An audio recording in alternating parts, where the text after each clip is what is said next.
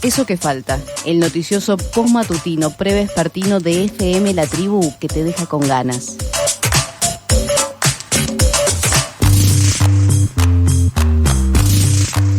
Seguimos en el aire de Eso que falta y ya estamos conectadas con nuestra compañera María Eva Koutsovitis, ingeniera civil, investigadora, integrante del observatorio, uy, qué traba que tuve, del derecho a la ciudad. Hola Eva, ¿cómo estás? Acá Maylen.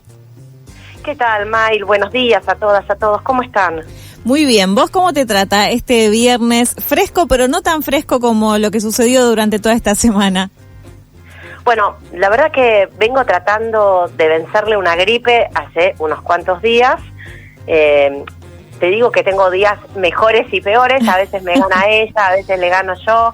Hoy estamos medio empatadas, pero bueno, ahí vamos. Por suerte todo bien. Bueno, vamos a hablar hoy de la crisis del subte. Hablábamos antes de iniciar el programa, en el programa anterior, de lo que está pasando sobre todo en la línea B, que es además justo la línea que pasa acá cerquita de la radio, ¿no? Y de este arreglo permanente que nunca termina, por ejemplo. Sí, la verdad es que estamos en el marco de una crisis sin precedentes en la historia de los subtes de la ciudad. Y haciendo un poco de historia, el subte de Buenos Aires, que por supuesto fue pionero en América Latina, se inauguró hace más de un siglo, en 1913, y es una obviedad, pero el subte es clave para la movilidad urbana de la ciudad, es clave para la vida cotidiana de los 3 millones que vivimos en la ciudad de Buenos Aires, sí, y para esos 3 millones de personas que todos los días ingresan a la ciudad a trabajar, a estudiar y a visitarla. La red de subtes tiene 60 kilómetros de extensión y desde hace una década que no se extiende la red de subte ni siquiera 1 centímetro. Yo creo que ese dato es un dato muy relevante. Sí. Ahora, ¿de qué trata esta crisis sin precedentes? Bueno, una de las alarmas que pone en evidencia esta profunda crisis del servicio tiene que ver con la disminución de los pasajeros. En marzo de este año, el subte transportó la mitad de pasajeros que en marzo del 2019, previo a la pandemia de COVID-19. Sí. Y la verdad es que esta tendencia de un subte que cada vez transporta menos pasajeros se va profundizando año tras año, posicionando al subte de la ciudad de Buenos Aires como el subte de peor desempeño de la región y como un caso dramático a nivel mundial en términos de pérdida sostenida de usuarios post-pandemia.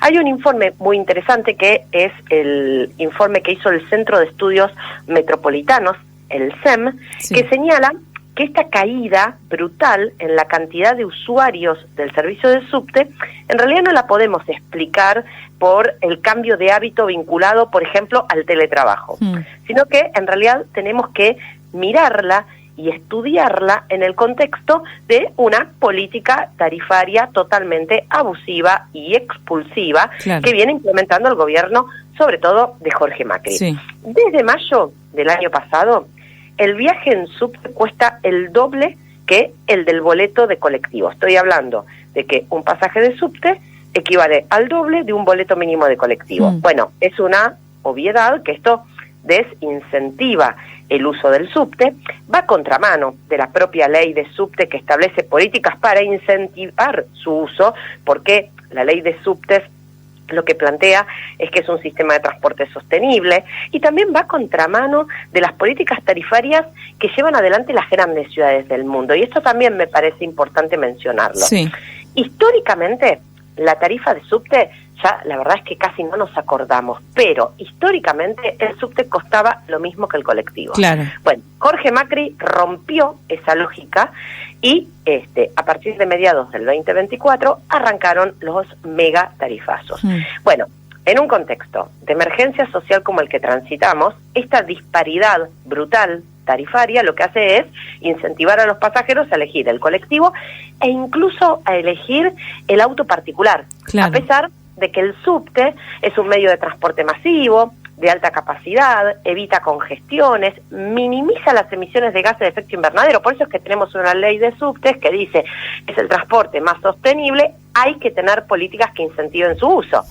A diferencia de Buenos Aires, otras ciudades del mundo, como por ejemplo Helsinki, pongo este ejemplo, ¿no? Un poco en sintonía con la ola de frío de esta semana, recuperó cerca del 90% de los pasajeros del subte a principios del 2024, a pesar de que en Helsinki hay altísimas, sobre todo por la temperatura y por la pospandemia, hay altísimas tasas de trabajo remoto.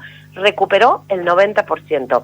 Y por supuesto hay otro aspecto, que es el que vos mencionabas recién, que tiene que ver con el deterioro del servicio. Un subte que está permanentemente en arreglos. El gobierno de la ciudad evita publicar indicadores de la calidad del servicio de subte. Las líneas B, la que pasa ahí cerquita de la radio, y la D, que eran históricamente las que más se usaban, ahora son las que tienen las mayores pérdidas de pasajeros. ¿Por qué? Bueno, por ejemplo, por cierres de estaciones por obras, por condiciones operativas. La verdad es que es bastante frecuente, o mucho más frecuente de lo esperado, formaciones que por problemas técnicos quedan detenidas en los túneles con los pasajeros dentro. Las condiciones de accesibilidad, la mugre no es un dato menor, la mugre en el subte, la verdad es que es alucinante. Y por supuesto, una muy mala frecuencia. La línea D es la que menos pasajeros pudo retener después de haber cerrado por obras a principio del año pasado. ¿Se acuerdan que estuvo bastantes meses cerrada? Sí, durante el verano, ¿no? Había sido el arreglo, Totalmente. Y hay otra obviedad. Si queremos recuperar la mitad de pasajeros que hemos perdido previo a la pandemia, hay que corregir el desfasaje tarifario entre el subte, el colectivo, mejorar la infraestructura, renovar la flota. Y acá basta de versos, ¿no? Basta de anuncios fantasma como la compra de vagones para la línea B, que no sabemos cuándo llegan, el anuncio de la línea Fantasma F.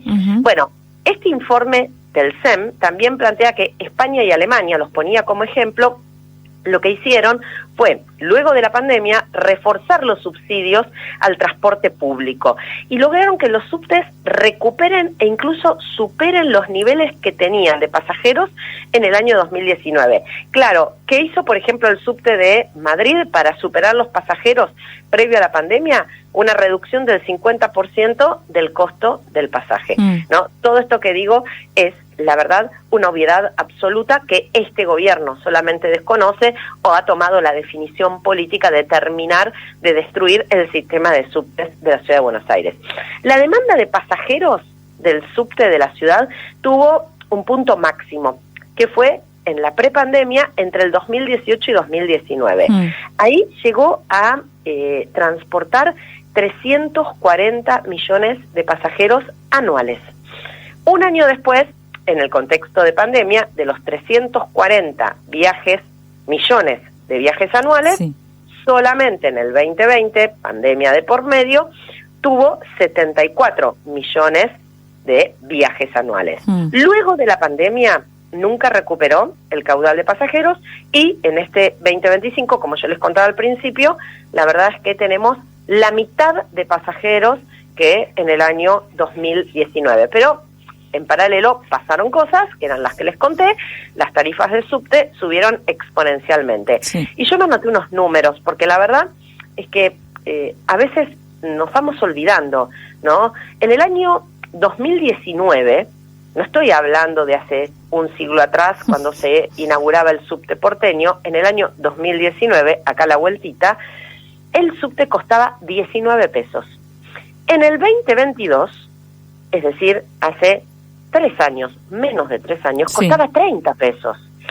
En febrero del 2024, el año pasado, costaba 125 pesos. En diciembre del año pasado ya costaba 832 pesos. El mes pasado costaba 963 pesos. Y hace unos poquitos días, 1 de julio, ¿no? Estaba previsto un aumento, un nuevo aumento para llevar la tarifa casi a 1.000 pesos. Es decir que en 3 años pasamos de 30 pesos a 1.000 pesos. Obvio que hay una correlación perfecta entre el aumento exponencial de la tarifa y la caída abrupta de pasajeros. Y a mí me parece, un poco para terminar, que el subte es clave para pensar la movilidad en clave metropolitana, por supuesto integrada al resto del sistema del transporte público.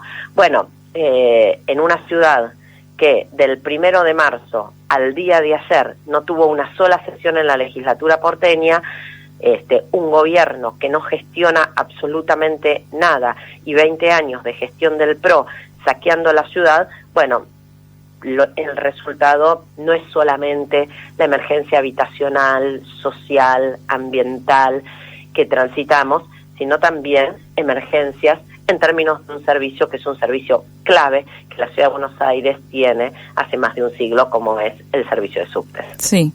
Veremos si en los próximos días y en nuestro próximo encuentro, por lo tanto, podemos hablar de algo que haya sucedido dentro de la legislatura, ¿no? Ya que volvieron ayer a sesionar. Ayer hubo sesión, yo no lo puedo creer, tipo un aplauso, nada, después de 4 meses, todo marzo, todo abril, todo mayo, todo junio. ¿Qué pasa con la fábrica de pastas, la fábrica de ñoquis? Por Dios, es alucinante, ¿no? Bueno, a ver si pasa algo en la ciudad de Buenos Aires, porque la ciudad transita innumerables emergencias. Uh-huh.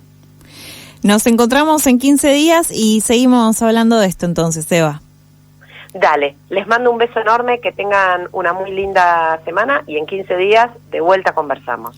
Un abrazo grande y que te recuperes de esa gripe definitivamente entonces. Muchísimas gracias. Pasó así María Eva Koutsovitis, ingeniera civil, investigadora, integrante del Observatorio del Derecho a la Ciudad. Hoy nos tocó hablar de la crisis del subte, pero nos encontramos siempre cada 15 días para charlar de diferentes cuestiones vinculadas a la Ciudad Autónoma de Buenos Aires.